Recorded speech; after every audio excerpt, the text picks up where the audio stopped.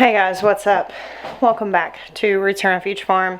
I just came out to the greenhouse. I've actually been gone most of the day. I'm gonna do a quick water in here, and then I'm gonna use the little bit of daylight I have left to do some weeding in the cottage garden. So I moved some seedlings out here to the big greenhouse now that it is warming up, and I separated a lot of my tomatoes out, as well as like some of the basil I started some more seeds. Some of these I just haven't gotten to separate, but these should be okay. I've thinned them out, so it's just one per little container. I left all my peppers in my little nursery greenhouse because peppers can stunt if they get too cold, and I don't expect it's going to get that cold even once out in this greenhouse, but I figured I would leave them out where it stays a little warmer.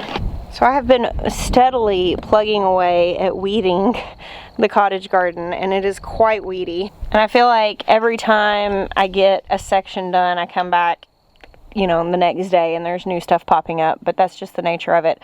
I am going through and trying to get most of the big stuff out, but I have to go slow because there are a lot of perennials coming up. So I'm having to sort of pick through, like for instance, I've got all this creeping Jenny, which I want as ground cover. And then I've got weeds coming up throughout it. So I'm being meticulous and going through and pulling out the things I don't want. But in the areas that I have weeded, it looks really nice.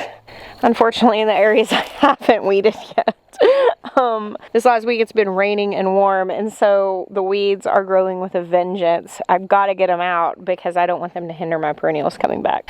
I remember the first year that I really started gardening, really struggling with weeding because I didn't know how to identify plants yet, and I didn't know if what was coming up was what I planted or not. And I nurtured quite a few weeds that year, thinking that it was something that I had meant to plant.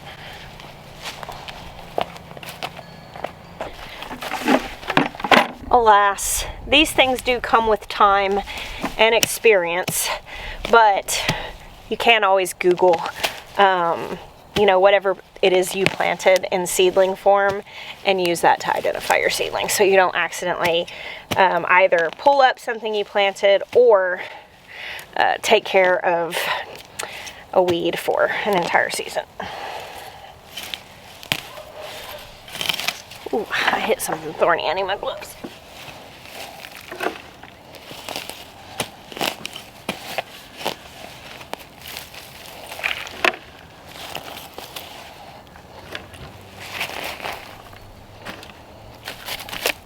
This is called, I think it's called a Japanese weeding hoe. I'll put a link to the one that I have. It's got like a sharp side and then this curved side. It's actually kind of sharp too, but this is the really sharp side. And this has been my, I don't know, I have a few. I have a Hori Hori tool I really like, and then I have one called a Cobra head. I'll actually link all three of those. And I use them all interchangeably for different jobs, but I have found for weeding this cottage garden and needing to kind of get into tight spaces and get underneath sort of established plants and then cut the roots off, I've really liked this this year. Y'all, look at that. Isn't it lovely? I've never lived anywhere with sunsets like South Carolina. Last night I was cooking dinner and I looked out our back windows that face southwest, and that's where all the pretty color is. Anyway, I was like, guys, you gotta come look at this, and all the boys came in. Even Asher was sitting at the table, and he got up and came in. Well, then about 5 minutes later, Toby called, guys, it got even better. And everybody got back up and went back to the back windows, and Jeremiah is just laughing in the kitchen. I went back in and I was like, what's funny? And he said, oh, just you've raised a bunch of boys to notice the sunset. And he was like, they're so much like you. Obviously he was saying it, and it's an endearing thing. I've indeed raised my children in the art of noticing. All right, so I knew I didn't have a lot of time, so I filled my bucket and then I just started throwing the weeds. I'll have to clean this up. But I Got a pretty good section here. I need to get through this a little bit more because that's a decorative allium, but it's got things growing up through it.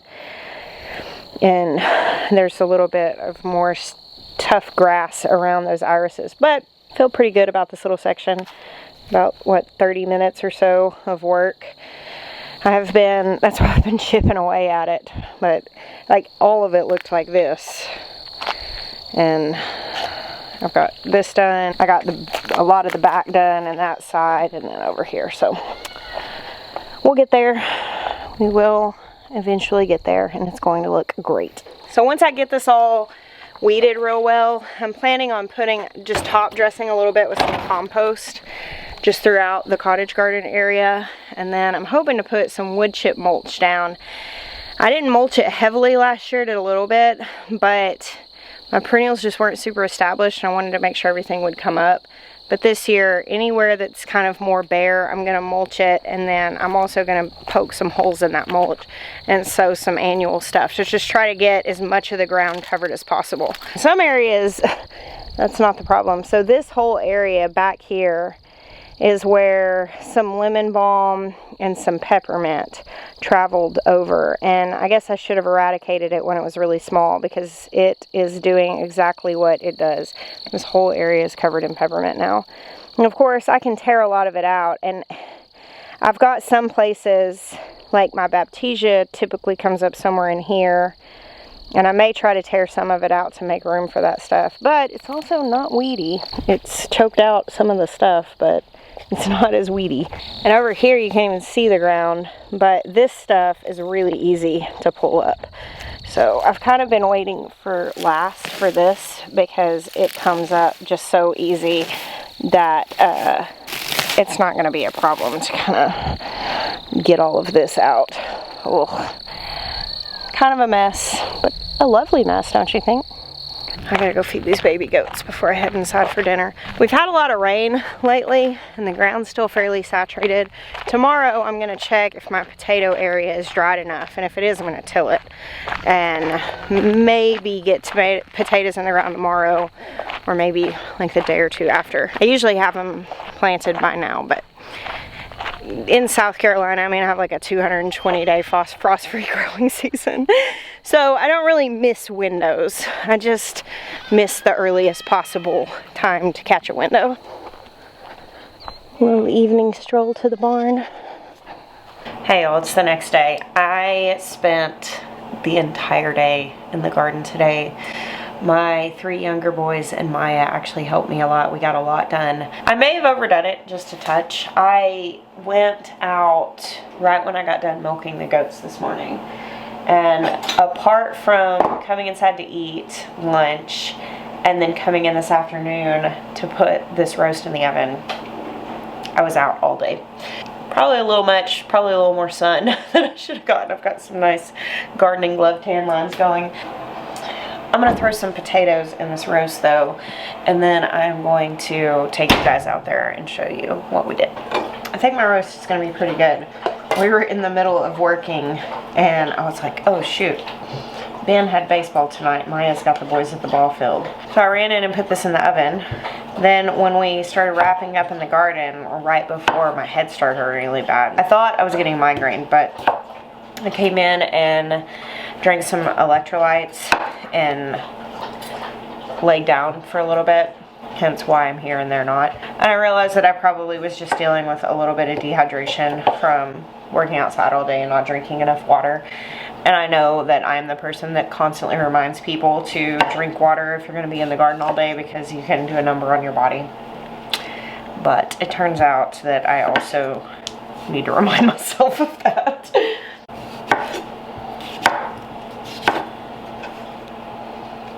Thankfully though, after electrolytes and lying down, I do feel a lot better. I'm gonna turn that up a little bit. They'll be home in like 45 minutes to an hour and they'll be ready to eat when they get here, and I should be ready too. All right, down to the garden. I did not get my potatoes in today. It was still just a little wet down there, and I decided I was just setting the loose goal to have them in by the end of the weekend, and that'll give me plenty of time to work on it.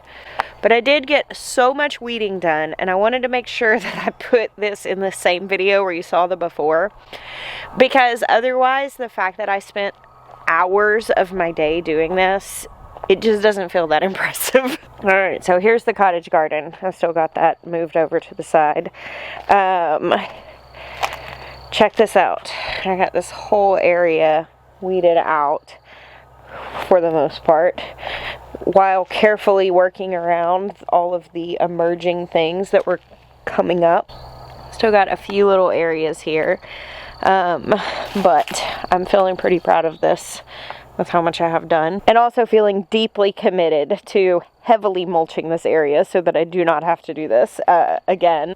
I think I'm gonna get a little bit of like picket fencing, kind of like what I'm putting down around my herb garden by my house, and I'm gonna do just a row of picket fencing, and it'll come from, you know, there's gonna be a perimeter fence around the garden, but like a picket fence that comes down here and just stops here. Maybe I'll do a little gate here, maybe not, I don't know. That's kind of like a weird line. But then maybe pick the picket fence up and go down here and just give it a bit of a boundary. Just lines and boundaries in the garden make it so nice. And I was thinking another little bit of fence over on that side, because as I was emptying this out, I'm not sure what perennials will come back here. I know I've still got some sedum here. I have a few couple of things that are popping up, but I've got this one rose bush that's done really well, and I was thinking about putting a couple more roses here and having a lovely fence for those roses to kind of grow up against and peep over. I think would be really, really pretty. Look, my Jerusalem artichokes are coming back. We transferred these to this taller bed from Birdie's beds, and I got two more, and I thinned the Jerusalem artichokes out and moved to them, so they're in both. But I purposefully planted this low because Jerusalem artichokes get really tall, and this will kind of just help support them a little bit. That's my thinking. We'll see. But the other thing that we did today is we got all of these beds cleaned out, and we're going to start amending them. I've got some compost over there. Look at this. So there was a bunch of volunteer sunflowers in this bed. This is one of the things the boys were helping me with today. I had them actually go through and find the smallest ones and pot them into pots so we could save them. And we saved like 9 4-packs. So quite a few of them if they all make it. They don't really like being transferred.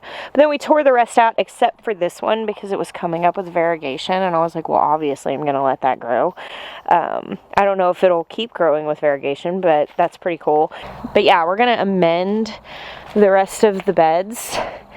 And today it was just a lot of like cleaning out and getting things ready for planting, which we're coming up on planting time. We've been discussing what to do with our walkways. So I had this little pea gravel in here. We tried that and really did not like it for a number of reasons. I know some people like totally dig the tiny gravel, but I found it really uncomfortable to walk on. It was really loud in videos, but also the weeds were just really growing up underneath it. And one of the biggest factors for us not wanting to continue that, we'd been getting it from a local supplier, and for whatever reason they started getting back ordered, and then the price went up exponentially, and then we just weren't able to source it. So we had done like half the garden in that pea gravel, and then we just delayed thinking, okay, well, we'll work it out. But we decided to actually pull that out of the areas where it was. And here's what I'm thinking about for the walkways. This is what Maya and I have been discussing. We do have some more of the stone. We do have the pea gravel. And what we are talking about doing is making kind of like a hodgepodge of different pathways. So I've been like keeping up with some images that I've seen of like brick pathways. I really would like to have some small area where I can put creeping thyme down. I've tried, but it ends up inevitably getting completely overrun with our Bermuda grass that grows here. But I was thinking that I might be able to, like in an area like this, that's just like a small, maybe do like a brick arch here to block in a small area and put extra weed fabric down and put a few inches inches of soil down and do creeping thyme, something that would just be nice to walk on barefoot. I've got several ideas, but I am overall considering like a hodgepodge of different walkways and kind of making different spaces and maybe some paths. I don't know. I don't think I'm going to be able to describe well what I'm envisioning, but I've been pulling pictures together. Jeremiah gets it. That's the most important part because he's going to be the one that helps bring it to life. The garden has been a little bit in this like flex state where it's looked kind of a mess. And now that we are beginning to like tackle the gardening projects, I'm very excited for you guys to be able to see what's been in my mind really since we started this garden. Of course, it's awesome now. I mean, it really is beautiful and very cool. But being able to bring the fences in, the arches in, the garden gates, being able to have my arched gate with roses on it. I mean, I definitely want to have that again. We're going to be building a little chicken coop here next to the garden for my fancy chickens, and I don't know, I'm just really excited. We were going through today and like ripping out a lot of the weeds. We obviously didn't go over here, but all around the chamomile bed, this is all just chamomile growing down and just growing up in between this, and I hate to just rip it out. I may try to transfer some more of it. Ben tried to put one of the bigger sunflowers over here. I don't know if it's gonna make it. It's a little bit, that one was a little big. But here are the sunflowers that they put in pots, and they look pretty rough right now, but I do fully expect that these smaller ones that they potted will actually end up popping back up. We watered them really good, and they will most likely get over the shock. I don't know about some of the bigger ones. It's different if you've got them started and you're planting them out, but digging them up from the ground that they've been in, sometimes they get kind of fussy about that. But yeah, here's the fruit of my labor of my entire day right here. Well, and over in the garden beds.